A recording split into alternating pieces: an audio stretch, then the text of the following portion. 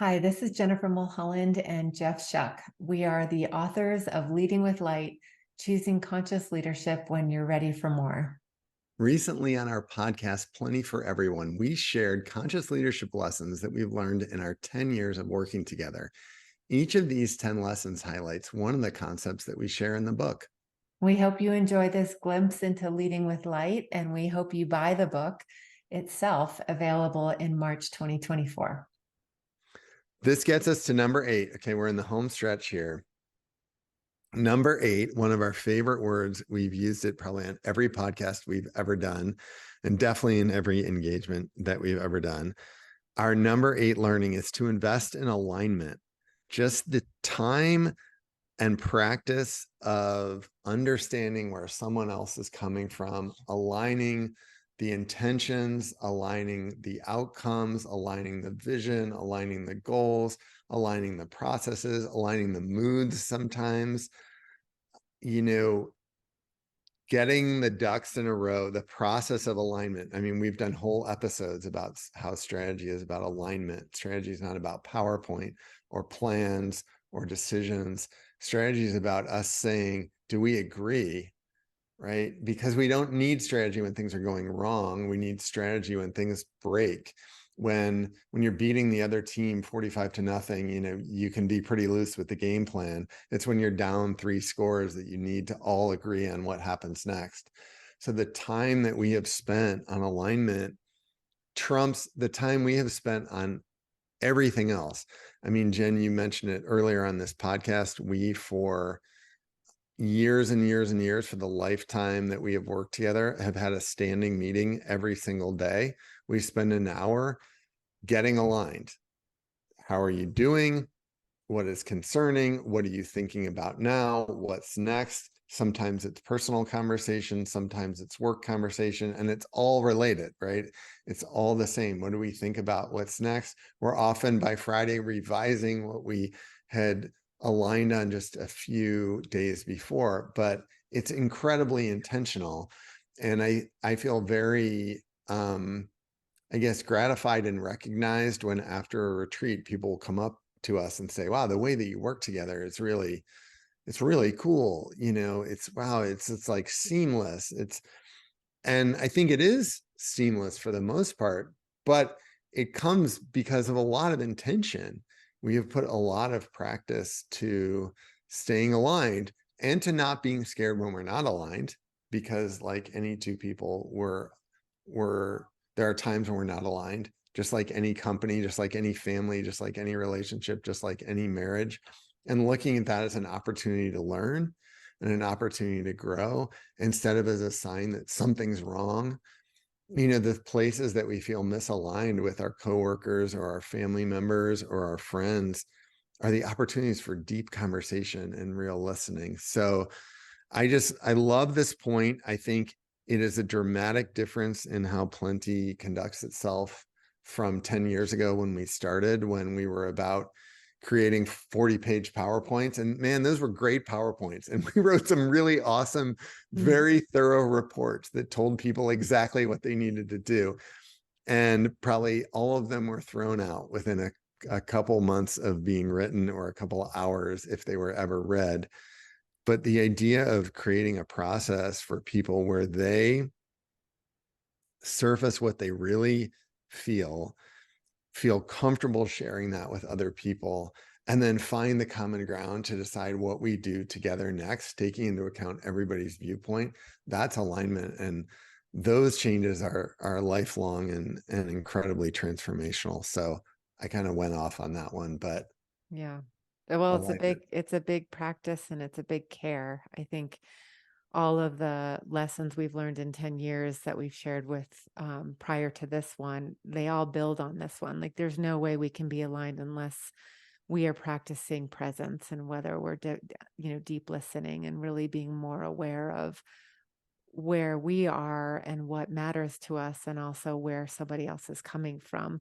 Alignment is about really knowing thyself. And at Lantern, we talk about that we are a light, and alignment's about, well, if you believe that to be true, call it soul, essence, you know, rock star human, whatever you name it to be, practicing alignment is also knowing where you're not aligned. Yeah. And p- as anybody listening, like our work is at the organizational level, it's at the business level. We love playing there in the growth space, and yet it's all made up of individual people. Mm. And the work is at the individual level. Growth is at the individual level. And when we can really investigate and become curious and committed to knowing thy light, knowing thyself, knowing what works for us. How do we feel when we're in alignment with what lights us up?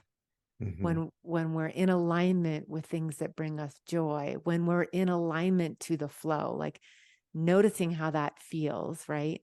Oftentimes the only way we can clarify and know that is the opposite of experience, of knowing when we're actually out of flow, when it doesn't feel good, when things aren't working for us.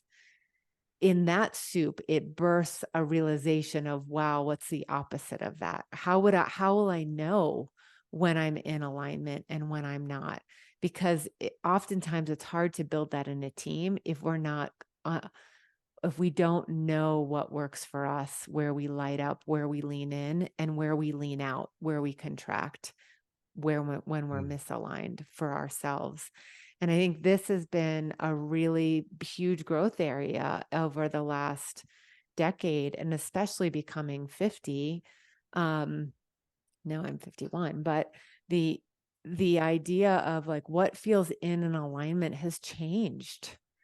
Yeah. Um, and on a weekly basis, things feel like, oh well, this isn't really working for me now. It used to. It's not, where I'm outgrown this role or outgrown Yeah. these clothes. And I think as part of our dance and co-leading, especially in front of large groups and behind the scenes, there's been many times where we've stepped on each other's toes, or you've said something and I completely disagreed with it and shut down, or I've said something and you've taken it completely in a different way than I intended to.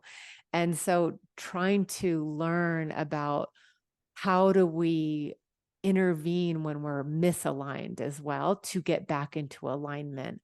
And sometimes it helps us to see the common ground, like where are we coming from? Sometimes it helps to leave the subject alone. Sometimes we literally have to hang up on each other and stop the call, right? Or I hang up on you because I'm so fucking pissed, or whatever it is that I just need to go outside and clear my Not a head. joke. Yeah. No, not a joke at all. It's real. But so, just investing in alignment also means bringing awareness when you're misaligned, and Yeah. knowing what that is for you as an individual, knowing how to practice being more aligned with a relationship, a partnership, co-leadership. Um, and then how do you weave alignment in a team, culture, business, so that the individuals feel aligned to what they're great at, what lights them up, and those two things align to what is needed for the business. We actually have a term for this we facilitate called Trinity of Alignment, but that's like this incredible trinity. It's literally a triangle of when we can become more clear and aware of what we are passionate about, what we care about genuinely, that's not manufactured, that's unique to us. And then what are we really great at? What are our strengths? And knowing those 2 points of the triangle, when we know that, then we can align to what is the need at the business. And that is really how we build high performing teams. So invest in alignment with yourself first and foremost, Yeah. and trying or practicing. How do you know when you're in alignment? How do you know when you're not? What works for you? What expands you is a question we use, and we have talked about a lot in the book and in our retreats. Where am I expanded? Where do I feel open? Where do I lean in? And then where do I feel contracted and closed and procrastinating? That question is so helpful in practicing alignment and knowing when you're not. Yeah, you brought up something else that I just want to mention too, which is the idea that when we talk about alignment, we're talking about something more than compromise. And I think those two things are often confused. We actually wrote a series of posts and a blog post about this summer that, compromise means that everyone's kind of given something up. And alignment is a more rigorous, deeper, ongoing process where we find a solution that works for everybody that's better than anyone giving up one thing. And um, it's a deeper conversation, but I think people hear us say alignment and they think, okay, well, everybody kind of makes their compromise and everybody, gives a little bit. And we're talking about actually investing to find solutions that are better and more powerful. So the other thing that occurs to me as you're talking is um absolutely. Yes, we're going to end on time. I hear that. Sorry, we can edit this out. Very quickly, a long time ago when we worked together at Campus Pipeline, there was an outside consultant who came in to lead the transition for a CEO that was hired by the board. Anyway, blah, blah, blah. But the consultant said to us, there's a difference between being kind and being nice. Being kind is telling the truth, and being nice is covering it up. And I often have thought of that. And at the time when I heard it like 25 years ago, it just annoyed me. But I think about it often now and how we need more kindness in the world and being willing to tell the kind truth. And I think alignment requires the kind truth, and compromise is about being nice. I've been in companies and cultures where people like to say, oh, I think we're saying the same thing, which sounds like it's a way of getting us to agreement, but it's really a way of saying, I'm uncomfortable with conflict and can we move on? And alignment really is the respect that you show someone else to say, let's go deeper. Sounds like we're not on the same place with this. I want to understand how you view it, and I want to be able to share how I view it, and let's create something better together. So with that, Yeah, I love that. And the better together, I think, is the North Star, right? I think yeah, alignment, when we think about it, and certainly when we bring the uh, brand of compass, so we use a compass for a reason, right? It points due north, and um, or due north is at the top, right? That's when we're aligned, we can get to where we're going. We can we can accomplish the better world, the impact that we're making in a more with more ease, with more efficiency, and with more productivity. When we're misaligned, we waste a lot of time. There's yeah, we waste a lot of resources. And often we're misaligned in knowing where we're going. So it's really a call to organizations to clarify and get in tune with not only what does alignment look like and feel like within the culture of your business, but are you aligned to where you want to go, to mhm. the impact you want to make? And we can take that for ourselves personally as well. Why are we here? What are we here to accomplish?